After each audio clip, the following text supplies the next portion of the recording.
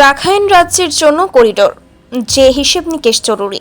মিয়ানমারের রাখাইন রাজ্যে চলমান সংঘাত ও মানবিক বিপর্যয়ের প্রেক্ষাপটে জাতিসংঘের অনুরোধে একটি মানবিক করিডোর স্থাপন প্রসঙ্গে বাংলাদেশ সরকারের নীতিগত সম্মতির বিষয়টি নতুন করে আলোচনার জন্ম দিয়েছে। এই প্রস্তাবিত করিডোর নিয়ে রাজনৈতিক, কূটনৈতিক, সামরিক ও অর্থনৈতিক নানা দিক বিবেচনায় নেওয়া এখন সময়ের দাবি। জাতিসংঘের আশঙ্কা অনুযায়ী রাখাইনে সহায়তা না পৌঁছালে দুর্ভিক্ষ দেখা দিতে পারে। ইতোমধ্যেই রাখাইনের প্রায় 90% অঞ্চল আরাকান আর্মির নিয়ন্ত্রণে চলে গেছে। এই প্রেক্ষাপটে জাতিসংঘের তত্ত্বাবধানে একটি হিউম্যানিটেরিয়ান প্যাসেজের প্রয়োজনীয়তা অনেকটাই স্পষ্ট। বাংলাদেশের পক্ষ থেকেও পররাষ্ট্র উপদেষ্টা মোহাম্মদ তৌহিদ হোসেন বলেছেন, নীতিগতভাবে বাংলাদেশ এতে সম্মত, তবে কিছু শর্ত সাপেক্ষে। তবে কূটনৈতিক ও নিরাপত্তাগত ঝুঁকিগুলো এখনই গভীরভাবে মূল্যায়ন করা জরুরি। রাখাইন ইস্যুতে তিনটি প্রভাবশালী দেশ ভারত, চীন ও যুক্তরাষ্ট্র তাদের নিজস্ব স্বার্থ ও কৌশলগত অবস্থান থেকে ঘটনা প্রবাহ পর্যবেক্ষণ করছে।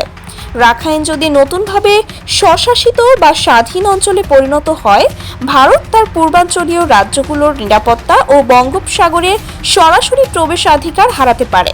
ফলে ভারত চাইবে না এ অঞ্চলে বড় ধরনের ভৌগোলিক পরিবর্তন হোক। চীনের অবস্থানও জটিল। রাখাইনের বন্দরগুলো চীনের বেল্ট অ্যান্ড রোড ইনিশিয়েটিভ এর অংশ। রাখাইনের ওপর চীনের নিয়ন্ত্রণ দুর্বল হলে তাদের সমুদ্রপথ কৌশলগতভাবে হুমকিতে পড়বে।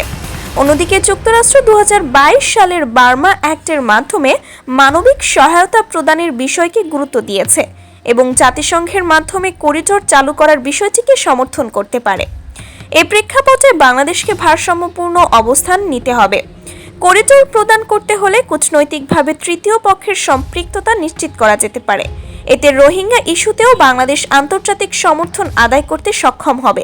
পাশাপাশি এই করিডোর অবস্থায় বাংলাদেশের সার্বভৌমত্ব যেন প্রশ্নবিদ্ধ না হয় সেটাও নিশ্চিত করতে হবে। এখানে অভ্যন্তরীণ রাজনৈতিক আলোচনার প্রয়োজনীয়তাও অনস্বীকার্য। মানবিক করিডোরের মতো স্পর্শকাতর বিষয়ে সরকারের উচিত ছিল রাজনৈতিক দলগুলোর সঙ্গে আলোচনা করা। এতে ঐক্যমতের ভিত্তিতে জাতীয় কৌশল নির্ধারণ সহজ হতো এবং সিদ্ধান্তের গ্রহণযোগ্যতাও বাড়ত। তবে সরকারের পক্ষ থেকে শেষ মুহূর্তে জানানো হয়েছে যে জাতিসংঘের সঙ্গে এ বিষয়ে কোনো আনুষ্ঠানিক আলোচনা হয়নি এবং এখনও চূড়ান্ত কোনো সিদ্ধান্ত নেওয়া হয়নি। এর ফলে করিডোর নিয়ে জনমনে বিভ্রান্তি তৈরি হয়েছে। সব দিক বিবেচনায় রাখাইন রাজ্যের জন্য মানবিক করিডোর একটি সম্ভাবনাময় তবে জটিল উদ্যোগ। এতে কৌশলগত, রাজনৈতিক ও মানবিক হিসেব নিকেশ অত্যন্ত গুরুত্বের সঙ্গে করতে হবে। প্রয়োজন একটি সুসংগঠিত, অন্তর্দৃষ্টিপূর্ণ এবং সর্বদলীয় কৌশল, যা বাংলাদেশের সার্বিক স্বার্থকে রক্ষা করবে এবং মানবিক দায়িত্বও পালন করবে।